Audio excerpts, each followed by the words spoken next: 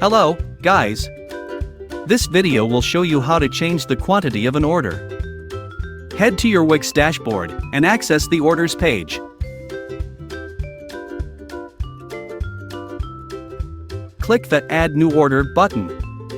You will be redirected to the New Order page. Click the Add Item button and click Product. In the pop-up, choose the same product your original order has and click Add to Order. Edit the number in the quantity field.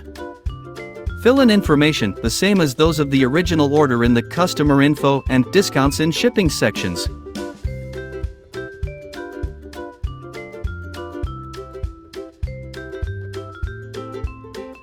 Click Create Order.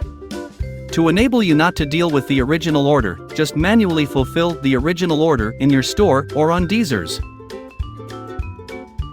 If you have any questions or need further assistance, don't hesitate to reach out to our support team. Happy dropshipping!